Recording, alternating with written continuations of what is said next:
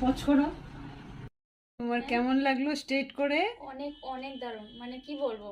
আর hair গুলো এত smooth লাগছে এখন, অনেক শান্তি লাগছে, কি বলবো, বলার ভাষা নেই।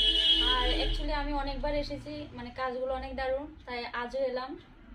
খুব পাশাপাশি তো থ্রেডিংটাও হ্যাঁ করলে। হ্যাঁ, খুব তো মানে আমার মনের মতো হয়েছে আর কি।